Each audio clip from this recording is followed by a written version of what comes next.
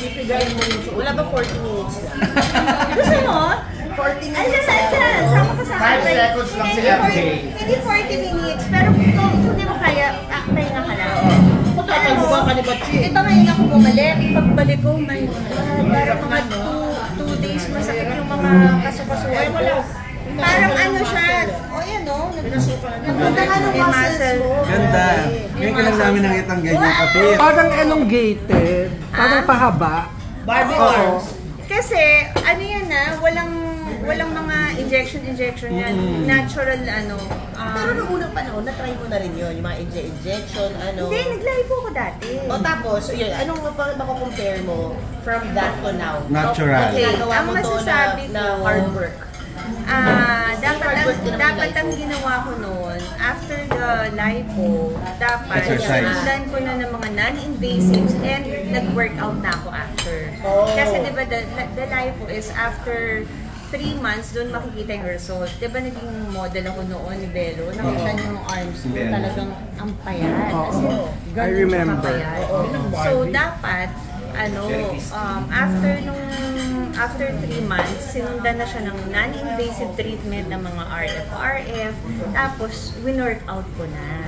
Tapos naging ako, maayos yung pagkain ko, clean eating na, para hindi na ako nag-gain ulit. Pero syempre, nanganak din ako diba? Syempre. So Hirap parang back i-maintain. to, so ngayon, dahil prepare ako for the concert, sabi ko, dapat after the concert, hindi mawala itong nagiging motivated ko. Pero nung wedding mo, sobrang payat mo rin. Pero ngayon, sobrang fit Mas mo. fit. Parang kahit anong angulo, maganda.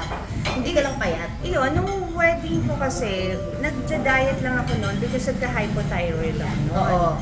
At saka hindi ko rin naman alam na ikakasal ako. It so happened na 2019 ako nag-start mag-diet.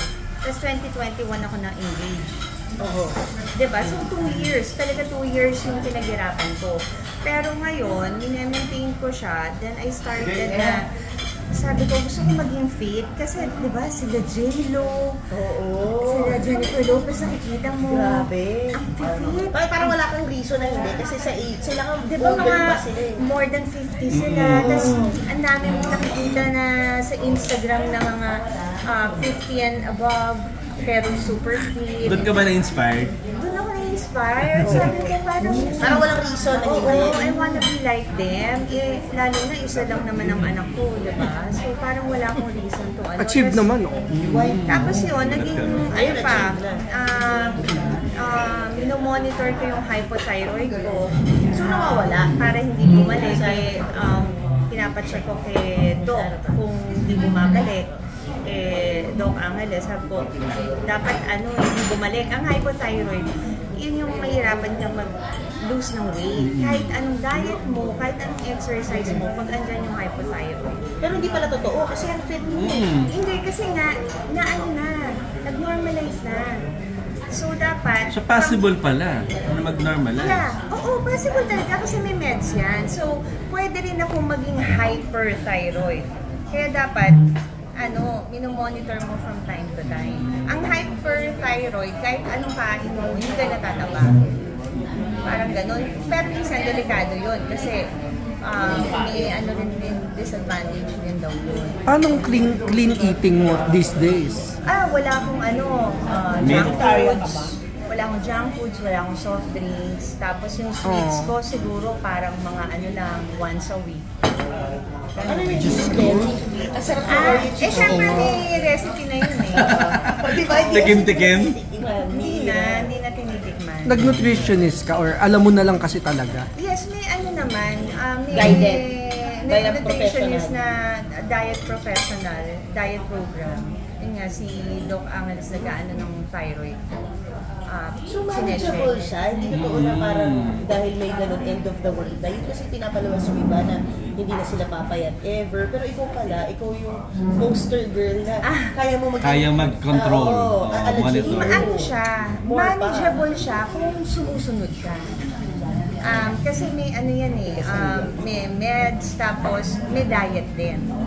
kailangan, kasi tumaas din yung cholesterol ko eh. Ikaw, di ba, pag tumaas ng cholesterol mo, kailangan mo umiwas sa mga cholesterol na food. Di ba? Yung para magti-trigger. Parang ganun lang yan eh. Kung may uric acid ka, o kung may gout ka, ay, bawal sa akin yan, magkaka-gout ako, di ba? Susundin mo talaga. Susundin mo talaga. So, ganun din yan kung diabetic ka. Susundin mo talaga, no sugar ka. Yun yun. So, sinunod mo talaga? Oo, sinunod ko talaga. Kita naman.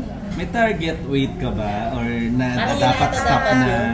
Kasi nakakatakot din mamaya yung muscle eh, lumaki. Nasa ano na daw ako, yung sa height ko, base sa height ko, ano na, normal na yung weight ko.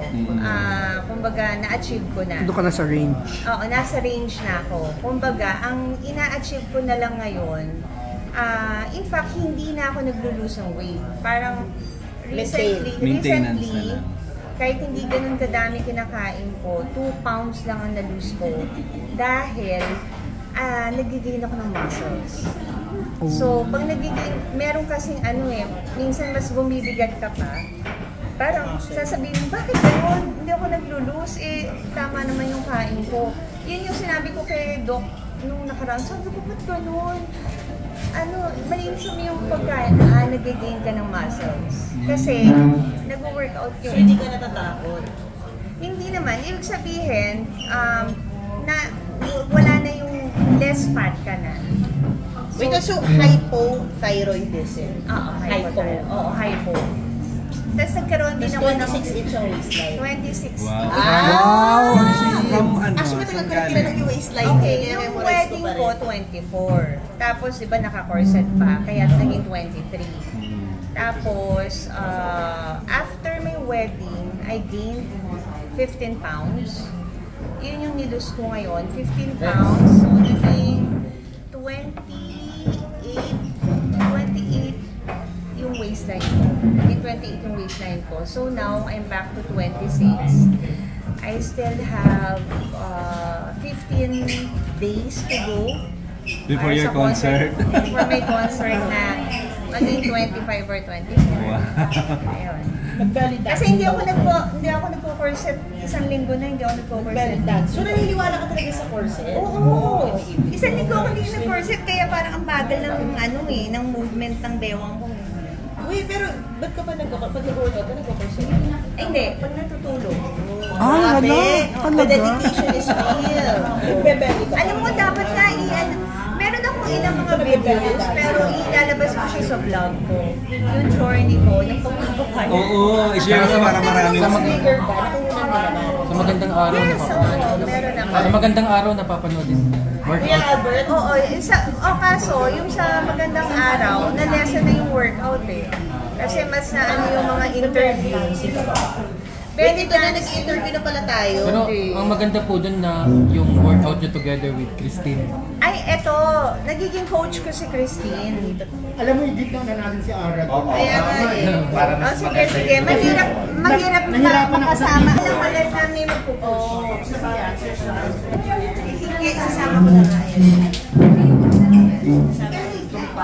With Christine yung journey nyo po sa workout. Oo. Siya yung nagiging coach ko. Madalas kami magkasama. So, minsan, ate, gantong oras free ako, workout tayo. Okay.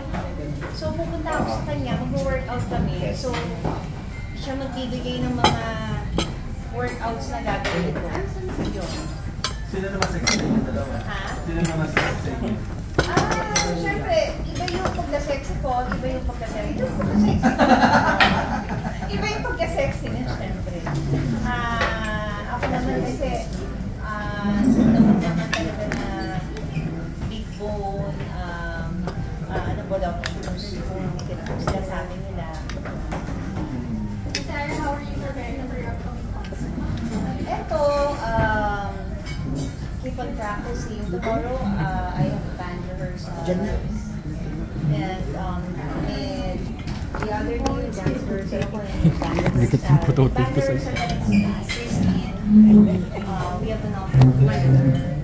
And then tomorrow, with my daughter. Bakit di mo naisip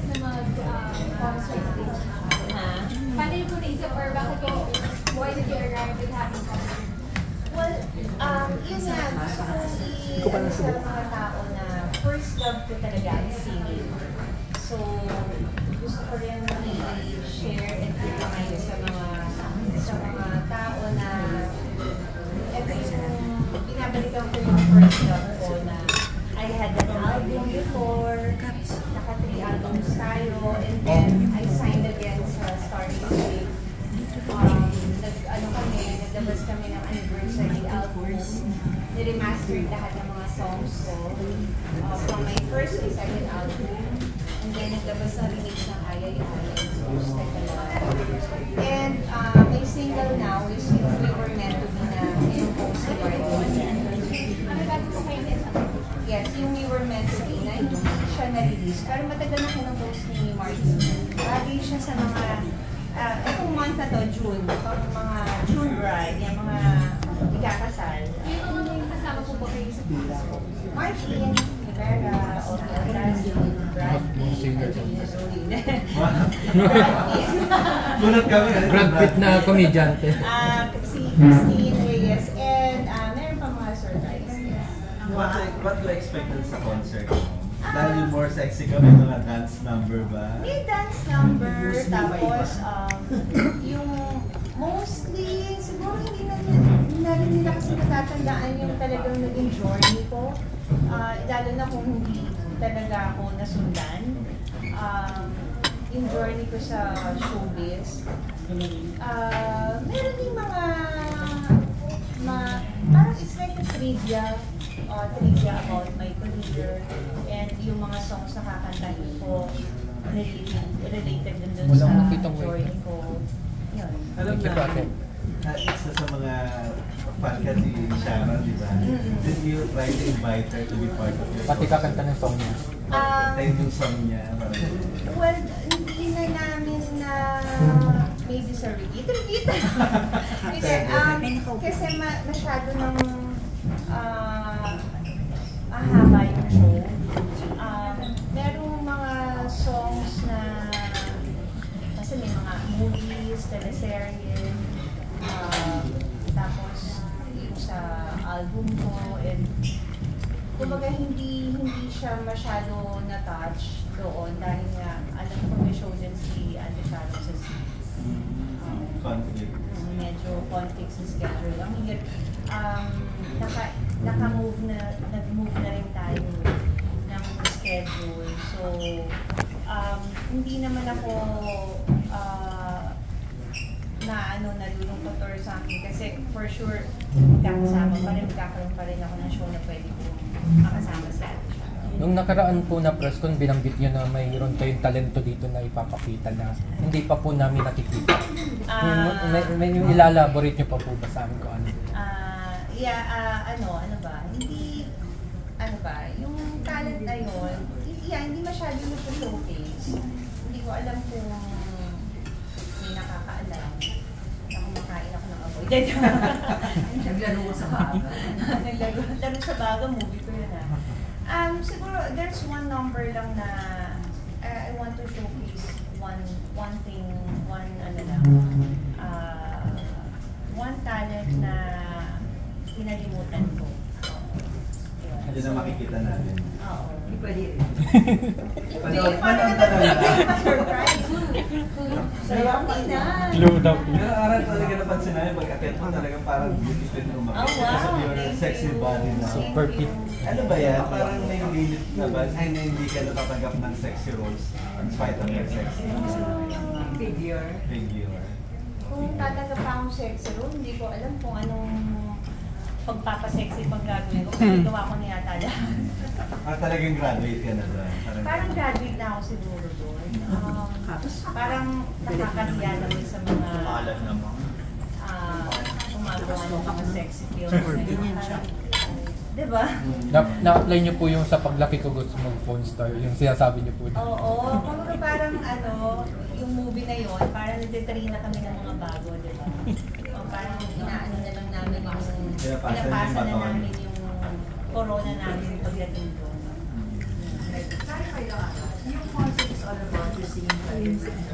My entire career, the entire 30 years. So, kumbaga parang napili ko lang mag-concert to showcase instead of film or documentary, instead na celebration. Maganda rin kung may extra ng mga... Definitely. Yeah, definitely. Kasi, kumbaga parang i-showcase natin through, by doing a concert. Para in your 13 years sa showbiz, lagi tinatanong ko, kumbaga, ano yung 5 highlights of your career? Para makonsider mo na. 5 highlights. Well, first is the mag-start tayo sa umpisa. Kung saan ganun nabuo ka bilang araw. Top 5 na. Pag-launch sa akin sa Daz Entertainment.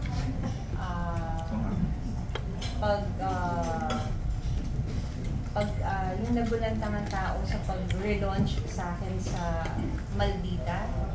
Because from teeny bopper, naging biglang sexy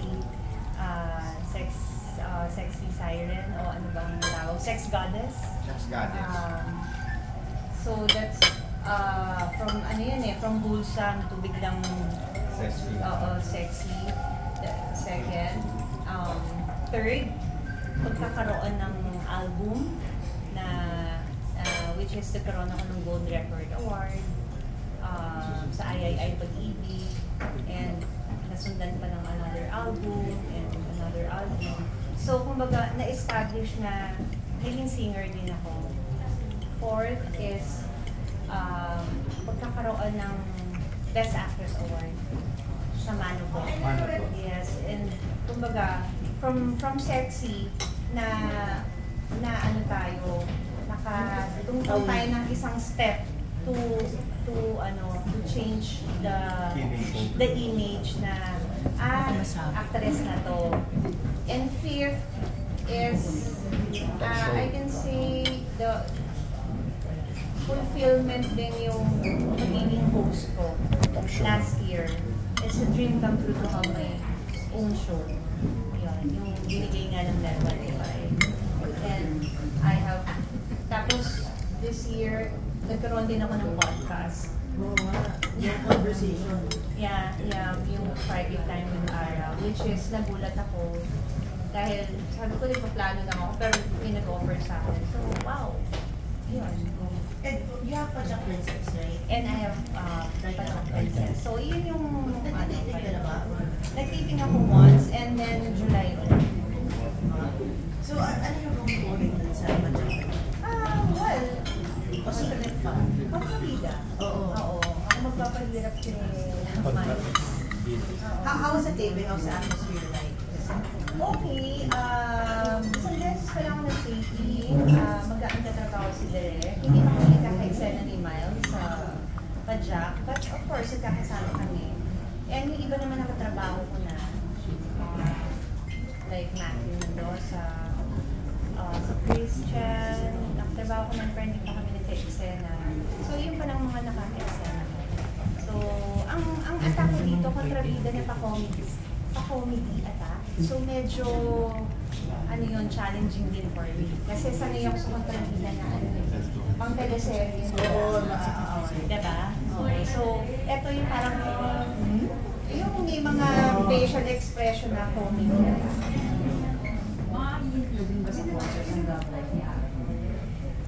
Matatouch naman. George. Ganyan pa siya. Huwag naman yung mga love life. May na-invite ba? Aabutin tayo ng ano.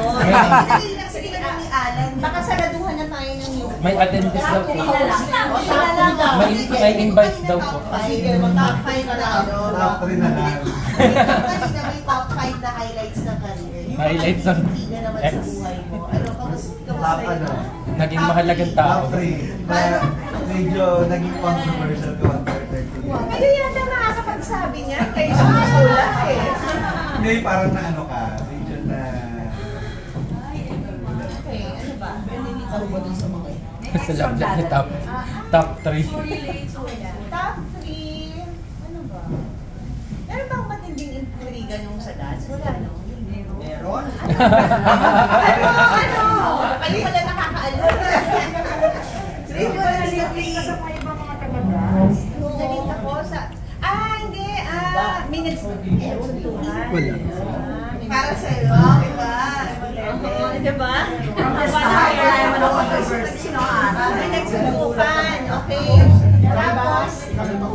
Ako nagpauso nun. Ako pala nauna, yung may nagsintuhan. Oo, Dahil second love. dahil sila, oh. Ha? Elaborate sa concert ka lang. Bala ka sa no? Hindi pa inabutan niya. Para sa mga millennials, sa Gen Z. Alam mo, I just had, di ba nag-ano lang ako ng fashion show kay Mayuan Modal? May nakatabi ako kung ano, Isa, her name is Isa. She's only 25 years old. And then, nagkakilala kami and she said, 5 years old lang daw siya nung ano. Grabe naman! Pero, sobrang ano, parang ina-idolize daw niya ako. Ha? At 5 years old? Yeah, I don't know. I know your name. Since I was 5. I know your mana po and you know the gown. I want to wear that gown. Sabi ko, why not? You're a model. Diba? I don't have courage like you. Sabi ko, do it while you're young. Pero nililigwa ko kami ng... Hindi, sinali mo na! So, kasi nag-i-interview sa akin na ilang taon, di ba? Kaya i-refresh ko daw. So, na ano lang ako, ayaw! Ayaw ng selfie. Pero ibang Gen Z, ibang Gen Z pala nag-trending yung sa ano, yung sa pera. May gusto ko ba i-clarify doon, Miss Ana? Yan, tinanong ka na. Kaya sagutin mo na yan. Well, the viral thing, the viral thing. Ayun na nga, usapan mo Gen Z. All I can say is, I kept quiet kasi you know me naman, sa 30 years ko sa industry, never naman kayo nakarinig na I don't have manners pagdating sa work and or meron akong hindi na respeto na co-workers, diba? It's just, parang for me, hindi na kailangang palakihin. Kasi it's as far as I remember, 2 parts yun eh. May 10-minute break. It's a 2-hour-and-a-half lane. So after the 10-minute break, so normal, lumabas kami, balik, tapos, bago mag-ano, nag-start na, and then, sumilip lang ako ng phone. And yung kasama ko, it's normal na sumisilip ka ng phone, but not the entire show. So, parang, it's not Na-misinterpret. Parang yun. yeah, and yung sinasabing parang... May laptop. I also saw the laptop. It's the girl who, in front of me, Kaso hindi ikaw. ng laptop. Hindi ikaw. Alam mo, may laptop ako pero nasa bahay. Andun lang sa cabinet. Hindi ko siya talaga ginagamit. Sabi daw, stock mo daw yun. Wala rin siya dalang laptop. It's not, hindi related sa amin ni girl sa na may laptop. Kasi parang ayaw mabago sa amin yung laptop. So, it's not ours. Kaya parang, di ba, alam ng mga nandun, yung mga nanood doon, kung kanino yung laptop. Kung sino yung mga, and in fact, hindi ko na ginawang big deal yun kasi hindi talaga doon ang upuan namin. We're supposed to sit in front dun sa orchestra. But sad to say, nawala yung seats namin. May umupo. Hindi ko alam what happened to our tickets. And pinayaran namin yun. But syempre, I'm also in production. Nag-produce din ako, artista rin ako. Alam mo yun, hindi na ako nagreklamo or something. You just let it go. Yeah, I just let it go. And then, pagdating namin, nakatayo kami. So, natananta rin yung ushers kasi wala kami upuan. Wala yung seats namin. Hindi pinaalis ng ushers? Kasi yung ticket namin, supposedly iniwan sa front desk. Sabi iiwan doon sa front desk. Even yung tickets namin wala. So, nakita ko yung payment, ganon. So, doon kami pinaupo doon sa, nakita ko naman house seats. Yun. So, kaya doon kami pinaupo. And then, there's another 2 girls na hindi ko kilala. Parang may umupo rin doon sa harap namin. At parang upuan nila yun. So, pinaupo rin sila dun sa tabi namin. So, hindi namin talaga seats yun. And yung time na yon, pag nag-cellphone ako, nakaganyan ako. So, nag-text in kasi si Dave nung dapat susunod si Dave. Hindi na siya nakasunod kasi nasa meeting siya. So, we enjoyed the play, the entire show. We're not doing cellphone. So, parang, I respect their opinion, pero hindi, I don't think kailangan palakihan siya. Pero Ms. Al, to clarify, hindi niyo po kasama yung nagda-laptop po dun sa... Hindi. Hindi ko nga kilala yung nagda-laptop. Pero parang sa picture, parang sa amin yung laptop.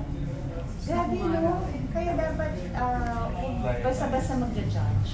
Ako, hindi na ako sumagot kasi I'm kind of busy. I just came from Zamboanga, Leyte, recently, para magpa-interview pa ako. So, sabi ko, darating din naman yung time, may interview nyo ako, edi sasagutin ko.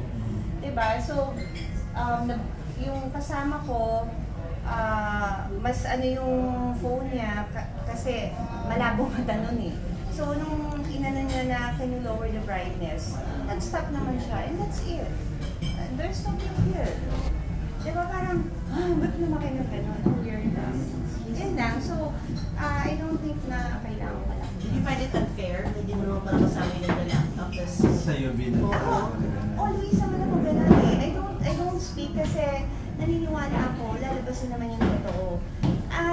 Na-reveal naman na, na hindi sa amin yung laptop. Someone cleared it. Parang may nag-comment daw na a friend of an influencer or something. Diba? Grabe yung social media, no? Lalo sa stars. Happy 30 years, by the way. Happy 30 years. I want to thank all the trolls. The trolls who bashed me and judged me. Anong version? Meron. Yung mga, pinifeed lang sa akin eh. Double-edged sword, social media. Oo, kasi syempre, pag binasa mo, parang maniniwala ka eh. So, sometimes, huwag tayo agad mag-judge just for one thing. Diba? Minsan, ganito yan eh, yung angulo. Pag kunwari, ay, ang laki ng braso niya. Pero pag nakita mo na sa person, ba't ang liit ang braso niya? Kasi, mali yung angulo. Yung angulo nakakataba. So, ganun din yung ginawa. Ganun ang angulo nung nangyari sa pera. Na parang sa amin yung laptop. At naiba rin yung angulo. So, huwag na natin palakihan.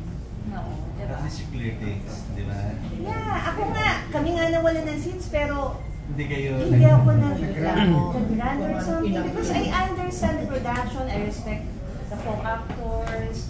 Kasi ako din nanood ako ng to support our friend, si Jay Gonzaga. Kasi kasama namin sa Probinsyano.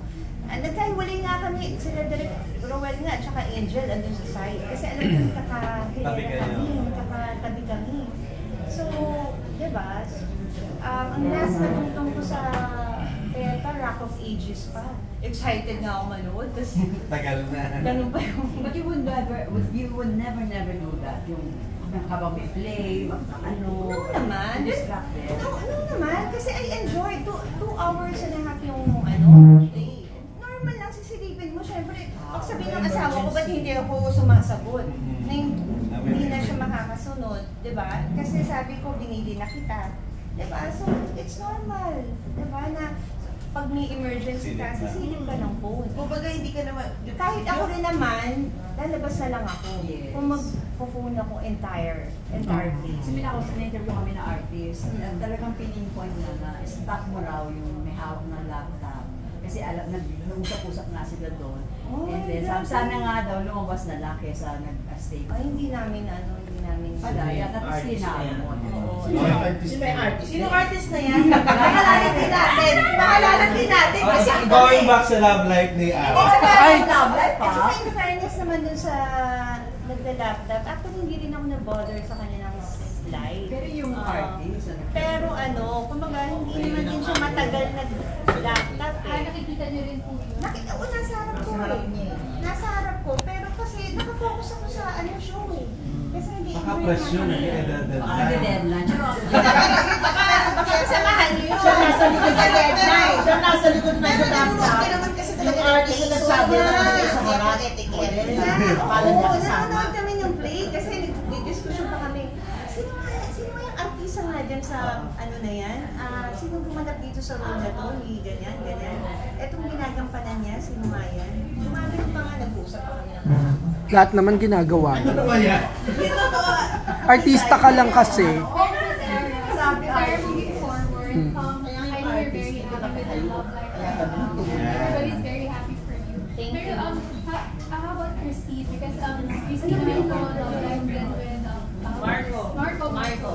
So what do you think about your relationship sa buhay? They're okay, nakakasama ko sila. Nakasama ko sila lately sa Hong Kong. Tapos, nakakasama ko sila mag-workout. Yan, ang nagiging coach ko, si Marco, at saka Grabe sila. si Christine. Kasi, minsan ayoko nga kasama yan pag nag-out of town kami. Then nag-workout pa rin? Oo, kasi kailangan gumising ng maaga. Tapos nag-workout kayo. Alam mo yung minsan pag nasa bakasyon ka, ako nag-workout ako hapon Yayayain ka talaga nila. Yayayain ka nila talaga. Wala, no excuses. Okay ba sa'yo magpakasal? Just in case, pwede na lang. Binibiro mo na ba na dahil? Ay, hindi ko naman binibiro. Kay Christine yun. At saka, si Marco naman, nakita ko kung paano siya sa family niya.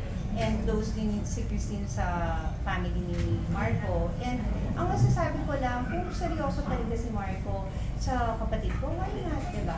Basta mahalin niya yung sister ko. Pero bota ka Pero sa hindi naman sila nagmamadali. Lalo na si Christine, coming from, diba, sa failed marriage, hindi rin ganun kadali. Pero You're bota still ka. protective of Christine when it comes to you making decisions about marriage because I give advice, pero malaki na rin siya, malaki na yung miniature ni Christine compare before, at saka mas closer kami now than before. Mas personalan na yung usap namin about life. Hindi yung parang mababaw. Ito talagang deep conversation na ate, kasi ganito sa gusto ko ganyan yung about our future. Hindi na kayo nagkakatampuhan compared Hindi na, before, di ba? wala na. Pag sa religion, magkaano ba niya? Sa Ano lang niya, kakabaptize lang ulit. Yeah, sa religion, kasi si Dave Catholic, diba? So, ako naman, before ako magpakasal kay Dave, Christian. So, ini-invite din naman niya ako sa church niya. Wala namang problema sa akin.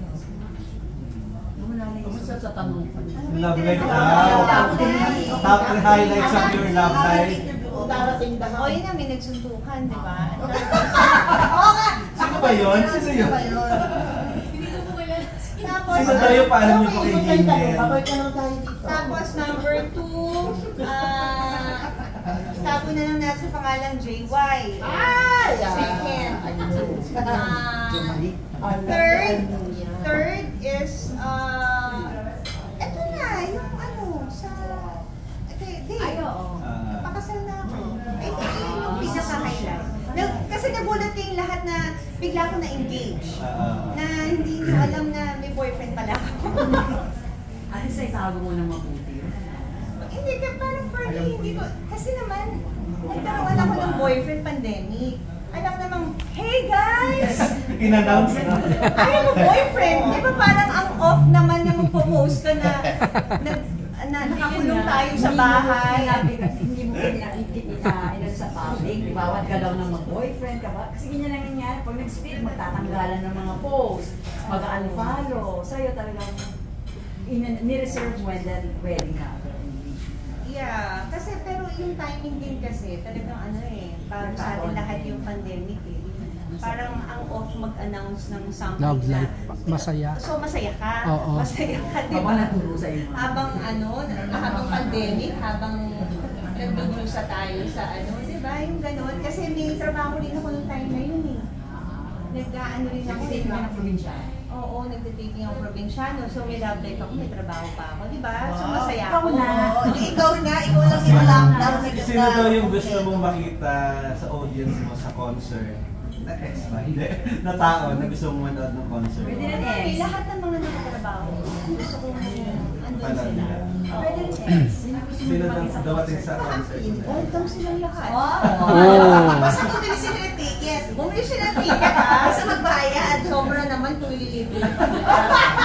Next na, May dito. sold out Ako na, last di ba? na lang, kung i-describe ka man yung nangyari sa career mo, anong song ang pinili mo?